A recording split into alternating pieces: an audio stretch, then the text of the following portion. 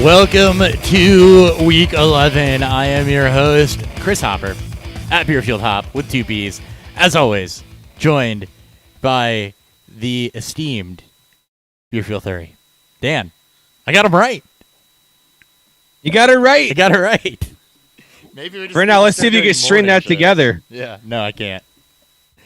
I think I'm too brain dead on the weeknight shows, and like the morning, I'm fresh off coffee. I'm ready and raring to go. We got a pale ale in hand, so. Oh, you're going with actual beer today. All right. I got beer like this it. morning, and then we'll go You from got there. beer this morning. I started with a smoothie ale, and it was way too thick. Well, It was like peach and vanilla soft serve, and Jesus. I drank half of it, and I'm like, okay, this is not going to work out this morning. By the way, about the shirt here real quick. Just so you know, Jacksonville might not be able to field a winning team, but they give out nice shirts, so I'll give them that. What are you digging for? Well, I mean, if you're going to have a beer, I feel like I should. I mean, I don't have anything. Almost everything I have in my fridge is barrel age. I had some forehand statewide. I had some of that sitting in there. And then I've got like Scale of Complexity and some other local beer in there. What's that? I mean, That this is a Hubbard's Cave. This is their cinnamon ice mocha stout. Okay, well, I mean, look at that. It's What's the ice booze? mocha. That's coffee. That's true. There you It's go. got cinnamon, chocolate, coffee, lactose, and vanilla bean. Alex also has a point. Barrel-aged breakfast. I mean, KBS is a barrel-aged stout. We don't talk about founders on here anymore, but I mean, if you had CBS, I have CBS upstairs. do you have some It's left. Canadian It's leftover. Canadian breakfast stout? Mm-hmm. It's leftover. I haven't bought anything from them since the whole fiasco happened, but I've definitely had some given to me. That's fair. My favorite beer is free beer, and I didn't give them my money, so. That's the best way to have beer. Free beer. That's right. All right. Let's go ahead and start jumping into some of these actives and inactives. As things start to roll in, I'm assuming, I don't know, I had some tough decisions to make this week. A lot of them centered around like Mark Ingram and Jeff Wilson and Donta Foreman and some of those backs that, figured to be in line for big weeks that you normally wouldn't run out there. So, piecemealing teams together at this point of the season due to injuries and everything else that's going on. So, that's definitely a thing. Yeah. Yeah. Also, hi, Alex. Okay. So, Lamar Jackson, non-COVID virus. So, apparently, if you have a non-COVID virus, you can go get everybody else infected. Just don't give them COVID. That's right. That's how it works. He's expected to be active. So I don't know if you're going to get the Jordan flu game out of this one or if it's going to be very limited and struggles or if he's even going to be able to finish this game. If you play Lamar Jackson, you are taking a risk this week, and it's not because of the Bears' defense. No, this is we'll see how much it is. We'll see, we'll find out here in the next, never mind, it's already been announced. We'll see how much bad this actually is. We'll see if they're overplaying this to trying to get the Bears off of him. He was always a 50-50, Alex. It was always leading towards him. He'll try during warm-ups. Yep. I wouldn't be surprised if this is kind of embellished a little bit. There's kind of get the Bears off of the track that maybe they have to prep for Tyler Huntley, which doesn't change the offense that much, but. Yeah, it's a lot of 50-50 game time. He's at the stadium, expected to go through warm-ups and try to play. They're trying to keep him hydrated. So it sounds like he's going to give it a go. He's officially inactive. I haven't seen that yet. I don't doubt it. I just haven't seen it yet. I'm going to go to Twitter and see if I can find it. Oh, there it is. Oh, he's okay. Sources. Well, I just got the sleeper notification. He's out. Oh. Well, I do have Tyler. It literally is timestamped now. So. Yeah. I thought it was reported that he was It was reported that he was at the stadium and likely expected to play as of like 30 minutes ago, but really wasn't himself. So That's all right. it'll be Huntley versus the Bears. If you have Jackson, get him out of your lineup. I need to make sure I did that, actually. I think I did in the one Jackson chair I have. But let me go make sure. Going to change a lot of things. It is going to change a lot of things. Oh, crap. I did not have him out either. I got to bet on that game. I hedged it. I picked up Justin Fields. Okay. Was I able? I knew I did something with it. I just couldn't remember what happened there. Yeah, I bet Jackson on his under. Does that mean I win? I think technically. But Sammy Watkins stays under, and obviously team under over here. So Fields and Komet got to stay under. But does that mean that means I don't lose that one, right? I think I want to go. Who do I replace Lamar with? Jimmy G, Danny Pennies. Danny Pennies. Fields, Big Ben, Tyrod, or Wentz. So I like. Oh man, Garoppolo this week could be in for an efficient week. We know San Francisco wants to run the football. It's Jacksonville. Jacksonville's the town whore. You can do whatever you want with them. Unless you're Buffalo. Then Buffalo got town whored themselves. Right. I think if you're going for upside in terms of points, a good matchup on paper. Who is? Wentz. Yeah. But I mean, you got a potential shootout. This is a rematch of the playoffs from last year, where I think it was Rivers threw for I think 2 or 3 touchdowns. Look, yeah. I from an efficiency standpoint, he may not be great in, but from a pure upside and point score standpoint, I think Wentz is your best case. You can make the same case for Tyrod. It's just he's looked so bad since his return. I would almost make the case for Fields, who seems to have been figuring some things out and getting the rushing game. And with all Lamar Jackson there, I just don't think there's going to be a lot of points scored in that game. Well, maybe not, but I mean, and then now you're looking at maybe we see a potential, Fields efficiency game. Mm-hmm. I am streaming Jimmy Garoppolo in places. I will say that, but I don't disagree that Wentz is the highest upside QB. I like Jimmy. I think San Francisco is going to push. I think they're going to push the run. They might push it. I think they might push the pace anymore with all these running backs banged up. I mean, I picked up Jeff Wilson for the off chance that he does actually go off. I mean, we make jokes. He's going to get 2 touchdowns today, but with a lot of banged up backs and with the offense, with the passing offense fully healthy and has been unlocked these past few weeks. Speaking of Jimmy G might be in for, he may not throw a lot of passes, but he could throw a lot of yards with a lot of yak involved. So speaking of jokes, I need to go pick up Sammy's Reyes. Allen Robinson's inactive too? Yeah. Man, look at us. We're so good at. No, I knew that. He's been dealing with a hamstring injury, so yeah. Kenny Gainwell's the healthy scratch. Oh, god damn it. How is Samus Reyes rostered? Because we talked about him so much. Nick rostered him. Oh, I love Nick. No, Nick is just, you guys are out for blood against each other. It's so good. But not in that league. That's the listener league I was trying to do that in because I don't care and I'm playing Alex, so I figured I'd at least not really throw him a bone, but yeah. You know what? No, I couldn't get away with that. I assumed Elijah Mitchell was an activist. He's been doubtful pretty much all week, so I played off with that notion, Alex. See if he's available in that. Yeah.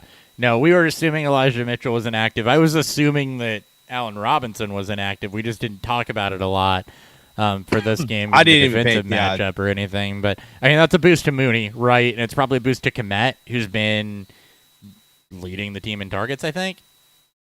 So I'm still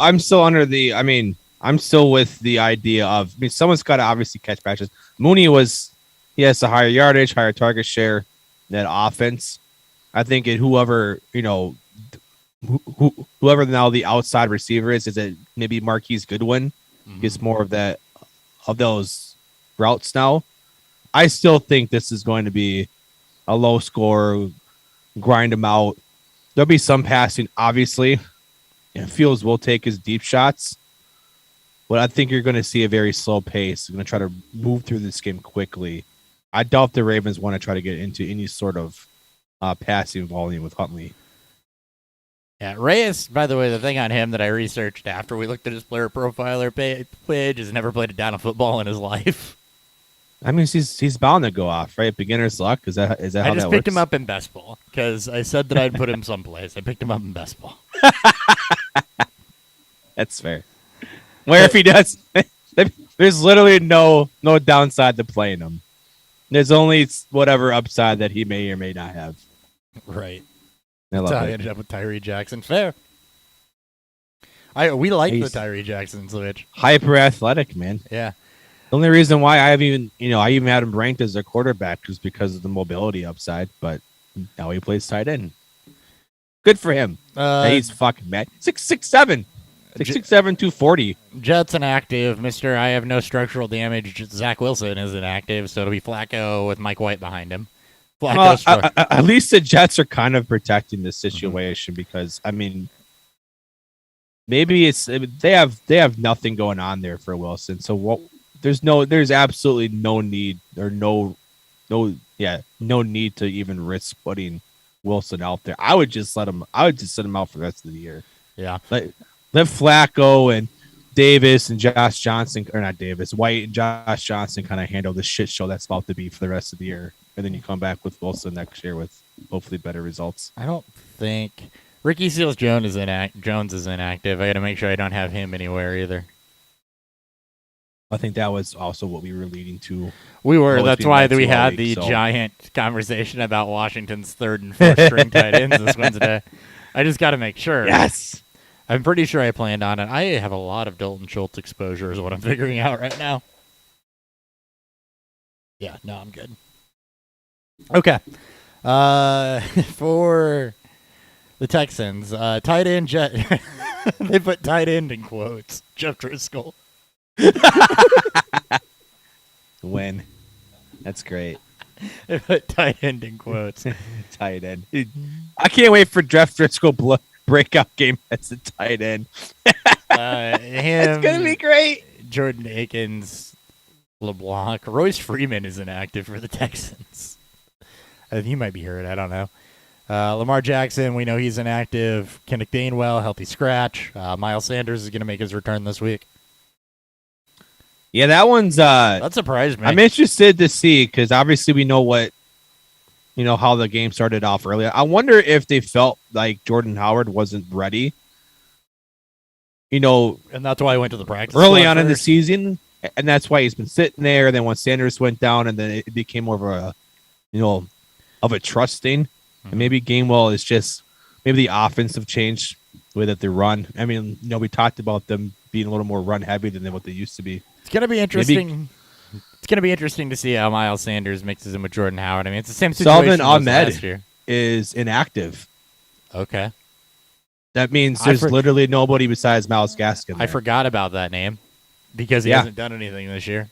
Who is behind Salvin Ahmed? I feel like these are things.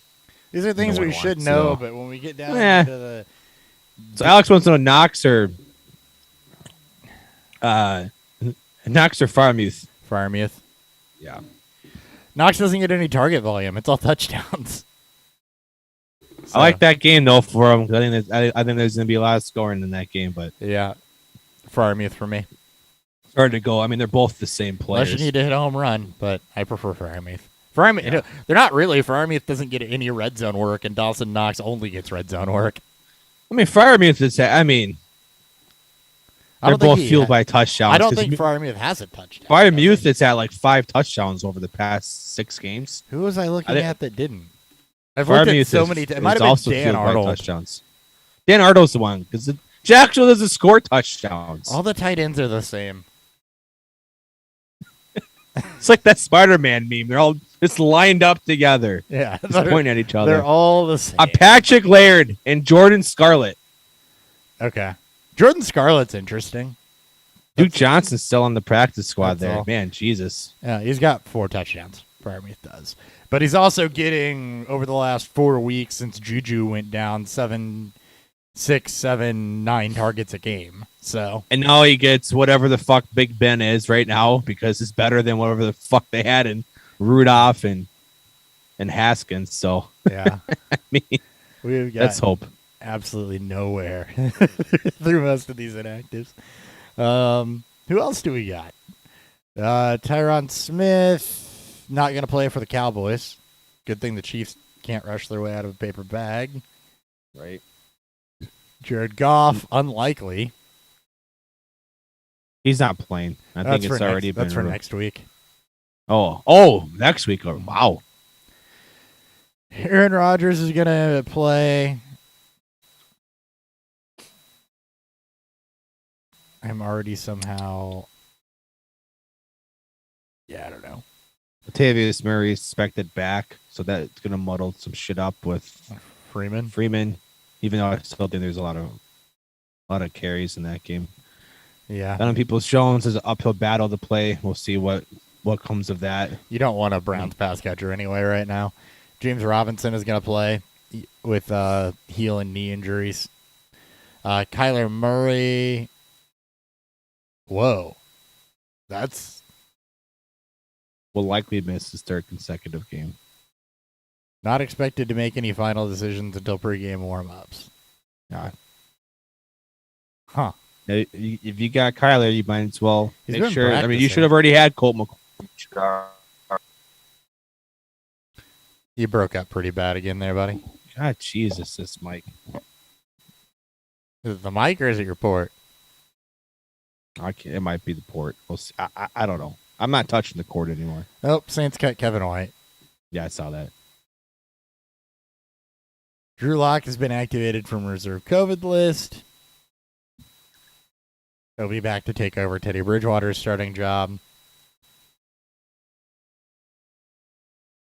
Marquise Brown out against the Bears. That is huge for Bateman. Well, it was. It was huge for Bateman until Huntley's now. I mean, we'll see. Well, it might still be. We'll see. But Bateman generally always practiced with the ones when he was healthy anyway. So I don't know how many reps. And the problem is, I mean, Huntley took a lot of the reps this week too. So I don't have a lot of it's going to be Bateman exposure anyway. I think it's kind of an asking for a friend scenario here. I have a lot of Bateman exposure in Dynasty because I didn't take him in redraft. Well, I have as most would Bateman exposure on redraft. Hold on. Yeah.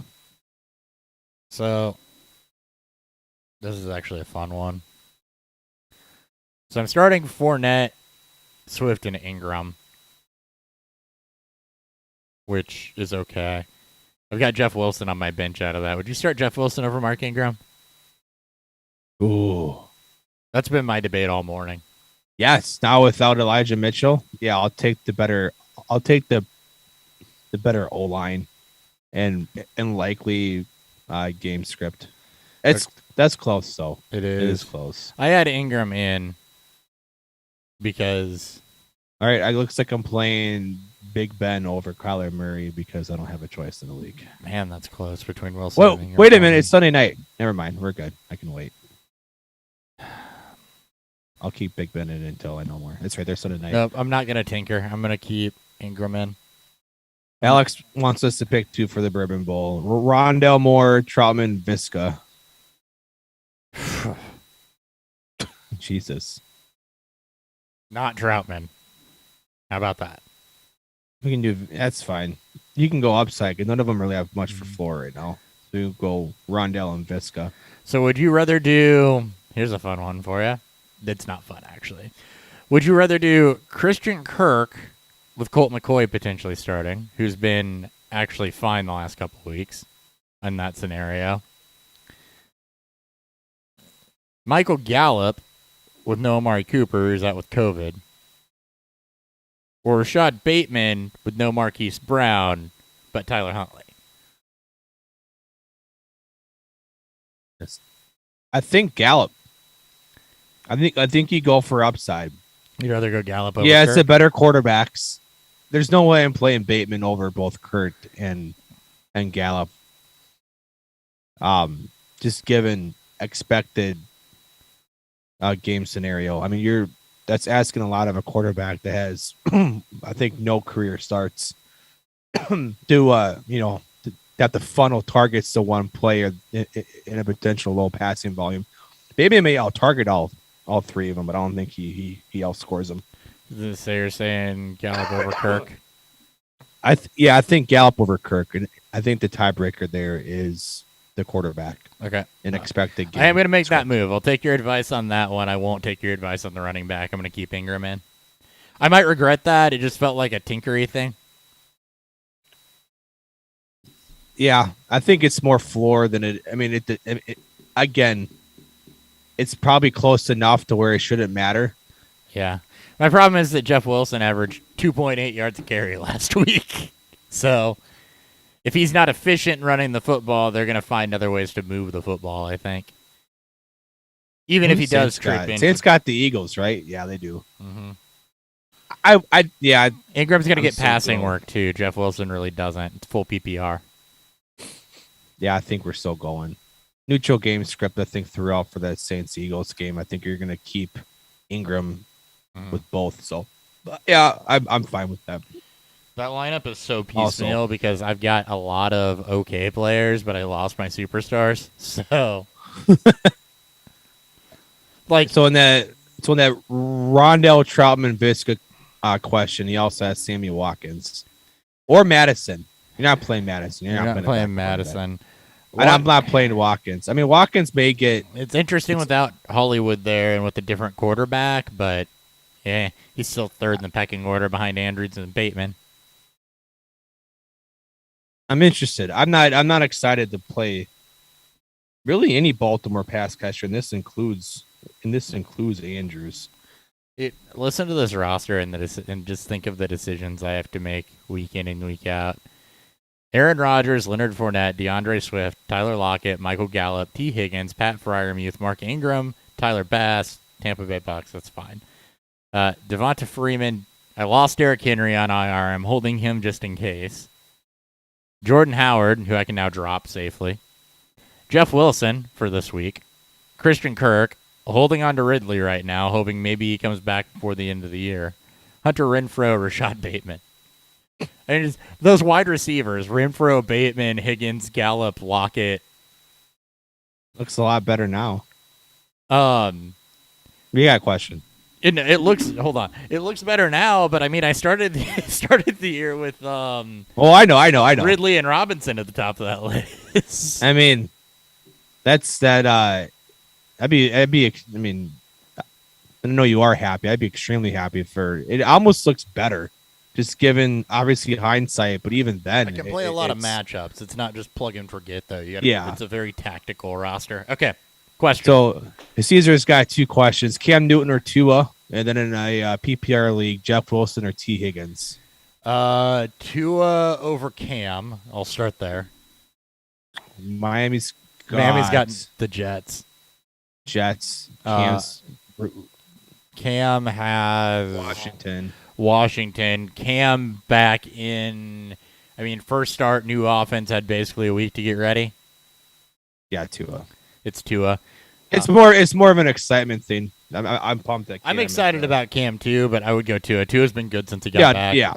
And then PPR, there. Jeff Wilson or T. Higgins. It's T. Higgins. I love that matchup against Vegas. So many. He's still out targeting and out snapping. I think Chase too. So yep. Higgins has been one of the most undervalued players since the Jamar Chase draft pick, and then a player field off of big plays and touchdowns. Higgins is still the guy that's going to get the target volume. So let's talking about league MVPs or fantasy MVPs on Twitter.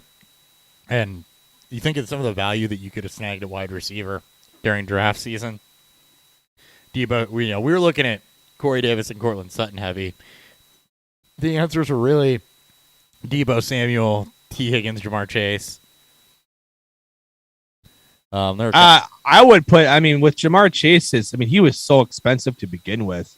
I would put Pittman in over. I think you're right with Higgins. You're definitely right with Debo. Yeah. But I would put Pittman over Chase because Chase's cost was insane for just no information from an NFL standpoint. No, it was all field off of, off of potential. So I think Pittman was a bigger, and he was like 4 rounds. It was like 4 rounds after Chase. Yeah, he was. No, Pittman's up there as well. We're gonna look at that and see how badly some people beat their ADP at the end of the year. Dude, it's gonna be horrible this year, dude. Nothing. That's why we make jokes. You can just punt the draft until round 10, because it feels like every top 10 stud at each position preseason has been banged up or struggling. Dalton's did promote Duke Johnson. Jamal Williams is active against the Browns tonight with the backup quarterback. Okay. Alvin Kamara officially inactive. We all expected that. They actually ruled him out on Friday. Also inactive. They're without both tackles. The Saints are. Both starting tackles are out. Armstead and Ramczyk. No Jawan Jennings. Or Jawan Johnson. Sorry. And no Ty Montgomery. So it's all Ingram. The interior offensive line's still in. Well, they better hope that that game script doesn't get. Well, I mean, yeah, I think Ingram's good. I think Ingram's in for volume. May not get a touchdown, but he's definitely in for volume. Yeah, Mitchell and Hasty both officially out against the Jaguars. Jeremy McNichols, we already expected that, but he is officially out. Wow. Janoris Jenkins actually has his name as Jackrabbit on Roto World now. He's officially going by Jackrabbit. Love it. Love it. No Rashaan Evans for the Titans either, by the way. That's actually kind of notable. Not that defense already getting worse, yeah. Yeah, but it's the Texans, so you're not going to bump anybody up. No Allen Lazard again for the Packers. No Aaron Jones, we knew that. No Rashawn Gary, who's really helped their pass rush. Yeah. Bakhtiari still missing. I think I've been in on the Minnesota upset all week. I like this week as a week. I mean, not much to back it up on as Green Bay with Rodgers has been very good, especially against the spread. But just I don't know. It's more of a gut. Alex wants us to pick 2. So this is half point PPR and tight end premium bumps tight ends up to full. MVS, Crowder, AP, Hines, Foreman, or Conklin? Yeah, pick 2, half point PPR. Tight end full point with the premium. So I'm high on Foreman this week. So Foreman's 1 for me. Yeah, I think Foreman. The other side of this is between Crowder, Hines, and Conklin. I don't like Hines because it's not full PPR. I don't love Crowder. I think it might be Conklin, given the premium there. I look at it too with MVS because Conklin doesn't get a whole lot of volume. I mean, he's gotten some. It's been inconsistent. Mm-hmm. So I'm looking at MVS in a soft secondary. Potential but big you've play. Mentioned Packers not pushing pace. So, I mean, Crowder does get a lot of volume, not a lot of yardage. So with MVS, it's all about one play, right? If Conklin was more along the lines of that 6 to 8 targets every week. Oh, wait, hold on. This is against me. Oh, is it against you? Actually, but I want to lose here because there's no way I can make the playoffs. So yes, Conklin and Foreman for me. That's where I'm at. My backup to Conklin would be Jamison Crowder and not MVS because of volume. I don't need Hines too in this potential game script up pace, but Joe Lopez has a question. He does. Knox or Ertz? Ertz has kind of been the guy there with Colt McCoy. With Colt McCoy, no Hopkins. So I Hurts might have he's got the higher floor And I don't know if the touchdown upside is much off there. It kind of might be. It might be Zach Ertz. Yeah, I think it's Ertz over Knox. I still like Knox though. We love Dawson Knox. The problem is it's hard to get over the fact that he doesn't crack 4 targets most games. Ertz has been okay since the trade. He's got 1 touchdown. He's still only getting 5 to 6 targets a game. Let me ask you this, if you don't mind, Joe. Are you in need of upside, or are you in need of floor? What's your projection scenario here?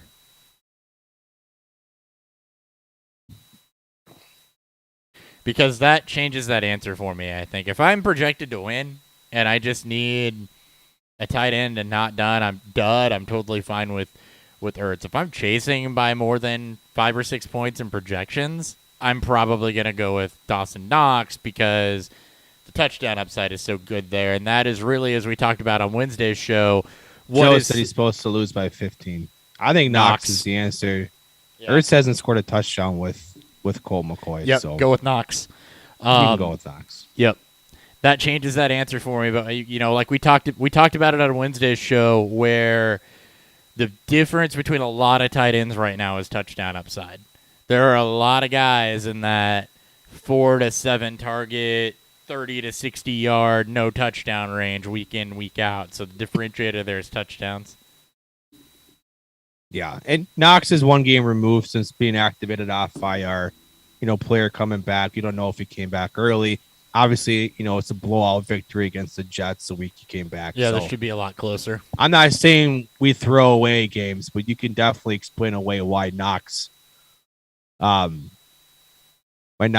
get the volume that he needed because the Jets didn't keep up. I trust Indy more to kind of keep that pace rolling. And we know Buffalo likes to throw no matter what. So yep, they won't take the foot off the gas. Yep. Marlon Mack inactive again. You already mentioned Ahmed. Donovan Peoples-Jones officially inactive. Anthony Schwartz is out with a concussion, so it's gonna be Landry and Higgins. Yep. All right. We're gonna go. The Browns have a problem with their passing game, isn't it? It's non-existent. Browns just aren't gonna pass, and the fact that Baker just isn't, just it's not very good. I mean, he's good, but it's disappointing. He's in an offense that doesn't. Well, he's also want to pass. I've always thought that Stefanski, while he's been good for the team, it's kind of neutered him. Yeah, a little bit. But we expected that too when he came over because of I gotta not play. I gotta play Baker over Kyler in the league now. They don't need to start Case Keenum. Fuck Case Keenum. Case Keenum is he's a non-neutered Baker, but not even close to his talent level. Keenum still. I mean, he was good for the Vikings during their 2017 season. I'm pretty sure he made. Go ahead. Sorry. My point's done. Oh, I wasn't making a point. I'd say my point's done. Just in general. I wasn't making a point about anything other than the fact that I'm pretty sure I have no exposure to Kyler Murray. So. No, okay, that's fair. My case is my lock. That's fair. You only case once. You can only make one case. Okay. Got it. I won't say. You only lock once. You can only make one case. Alex, you'll be proud of me, though. I did trade away Zach Wilson earlier this week. Yeah. We all have our weakness. We all have our vices. Mine is just Mine's Baker. Mine's just every bad quarterback ever. You really love mediocre. I like quarterbacks that aren't afraid to sling it, and if there's a lot of interceptions there, so be it. So be it. It doesn't matter what his game splits are. Joe had another question. Sorry, Joe. Dan Bobbitt. Jalen Hurts or Dak Prescott? Dak. Dak. You're going Dak for upside. I mean, Hurts has obviously got a higher rushing floor, so they're always going to finish potentially close and scoring New to each Orleans other. has a tough defense, though. Yeah, I do like what Philly's been kind of putting together lately, and I think the offense is starting to figure some shit out. But I'm going to chase the points this week against the Chiefs. Alex just might have unlocked something in quarterback therapy for me. Trade away Lock 2.0. No, he likes huge arms. He likes huge arms. The longer they throw, the better, which is true. But I mean, that's always been the case. I really latched onto football during the Rex Grossman era. So you were broken before it even started. I was broken before it even started. I think you just unlocked the reason that I like big arm quarterbacks with no accuracy whatsoever. It was probably really high on Ryan Mallett. Not with no accuracy, that are accurate enough, but they can't read defenses for shit. So Zach Wilson, I did trade him. Traded him to Dan, though. So, traded to me. We'll talk about that. I didn't even want Zach Wilson. I was like, fuck it. We'll talk about that on Wednesday's show. But Zach Wilson was not the highlight. I really that trade no, package. he wasn't. I really like what I did with that roster, though, too. It's gonna be a lot of fun. That my home dynasty league that I run that we're in is just fraudulent QB analysis. So you have found your niche. This is how we. I'm trying to figure out who Hopper's gonna like more this year. It might be Carson Strong. Wouldn't Freudian QB analysis mean I want to fuck Zach Wilson and Drew Lock? I mean, they are pretty. Who knows? Drew Lock, Zach Wilson is pretty. Drew Lock. I can't say that about Zach Wilson though, because he still looks like he hasn't had puberty. So I'm taking that away. It's too weird. I look at him and I'm like, meh. Is he though? I'm like he's still gonna get ID'd while walking into the mall when he's 30 years old. Unless he grows a beard.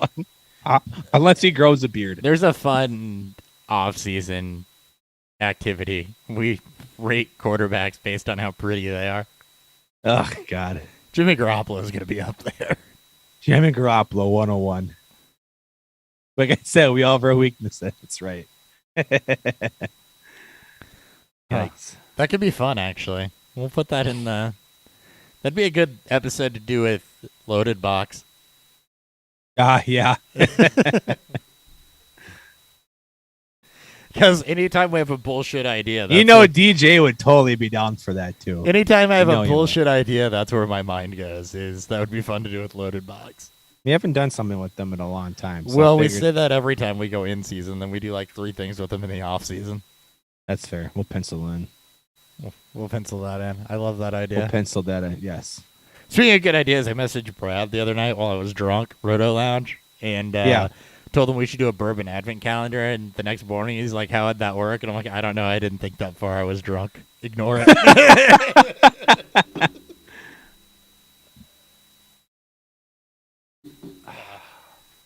Man.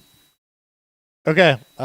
You want to tell me how Team Under works here? All right. Yeah. So for those of you who've listened to the show for a little bit, well, at least last couple of weeks, have mentioned me talk about Team Under. I do it a lot on Twitter too. This is a shout out to our boy Josh Larkey from Player Profiler. He kind of came up with this. So on one of his shows, I think it was early last week. I think it was the early risers or whatever, the first movers or whatever.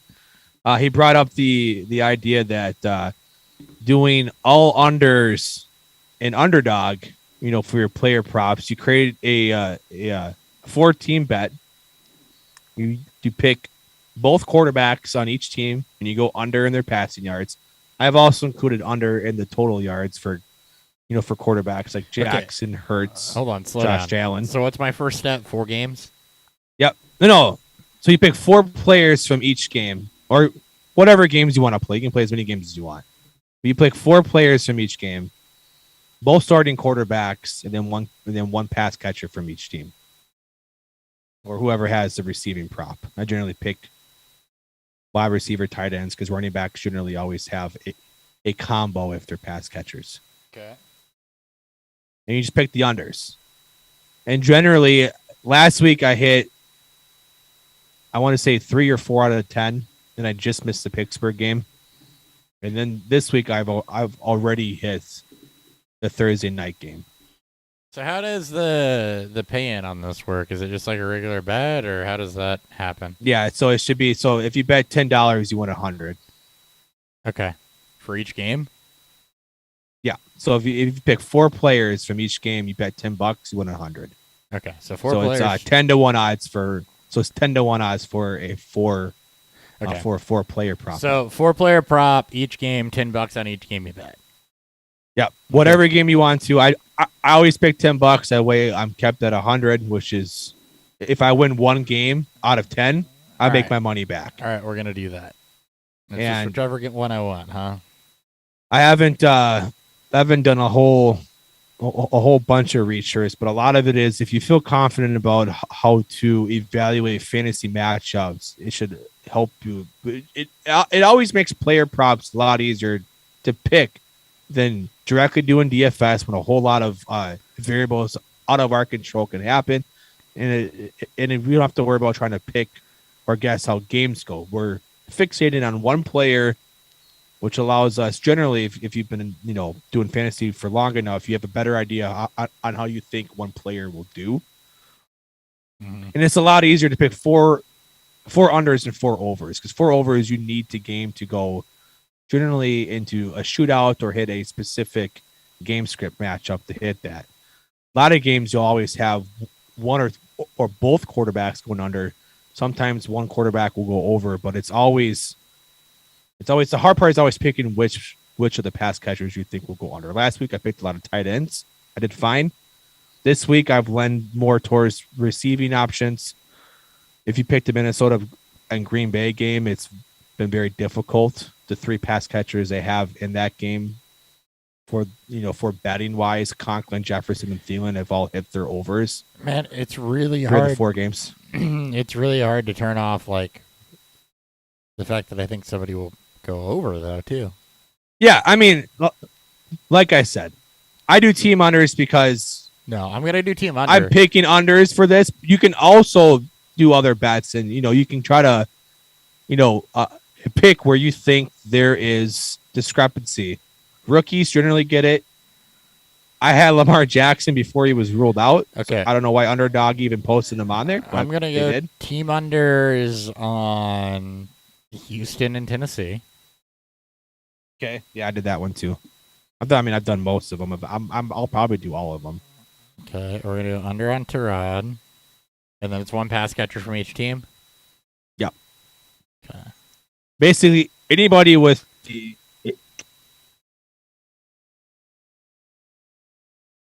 I think I just lost you again. Oh, yeah. No, basically, you're there. Basically anyone with the receiving yards prop. I'm going to go under on Danny Amendola, because I haven't said that name at all this season. I think I did. What did I do in that one? Where's Tannehill? Not Tannehill. And you're just betting these games individually? Yep. Oh, yeah. Because you can't do more than 5 players in a game. Or you can't do more than 5 legs in a prop in one bet. So one from each game, or whatever games you want to pick. Okay. Like, you'd be surprised, because I won the Dallas and Atlanta game last week, and Dak missed his prop by like 4 yards. So okay, there's one. Now we're gonna do 4 of these, like I said. Let's see, I can't do the Bears game because there's no prop there. I'll do this one. Miami and the Jets. Come on, San Francisco, Jacksonville now. These are tough because you have, Debo. Like, it's a lot. It starts to look a lot harder when you have consolidated target volume to 3 or less players. And San Francisco's all their volumes to one, all the passive volumes to 3 people. I'm gonna go Buffalo and Indy. We'll go Ayuk. It's a better pick. Lawrence and LaVisca. LaVisca just can't get the receiving work. Tight ends always look juicy because it feels so rare when they hit their receiving prop. We'll go under on Allie Cox. And we'll go under on maybe Beasley or Sanders. We're going under on Sanders. I shit on him on the Sanders show. is more. I shit I on think him. I think I picked Sanders. Just a lot of defenses are running cover 2 against Buffalo, taking away the big play. We'll do 5 games. There's 12 games. We'll bet 5 of them. I'm not going to remember any of these, by the way. I keep mine up and I check them throughout because I probably will. You're not gonna. I mean, with unders, you're gonna look good until you see the red circle. So with underdog, you'll know when you hit or not hit. They have red, yellow, green. So traffic light. Red means you miss. Green means you hit, and yellow means the bet hasn't been figured out yet. So with unders, you won't see those green lights until the game's officially ended on the app. If you hit all your unders, Go Green Bay, Minnesota. good luck. Did you do that one? Oh yeah, I do them all. Like I said, you somehow find ways to make ones make sense, and sometimes because we can't predict injuries and how the game goes when they start, things can just work out in your favor.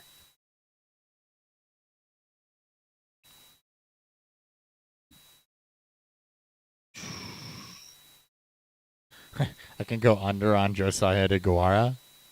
Okay. I'm going to. One pass, yeah. You mean I can? Oh, I will.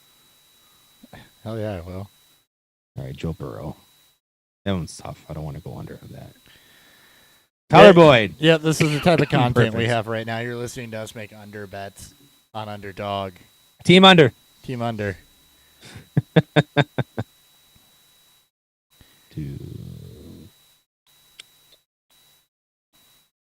Almost there.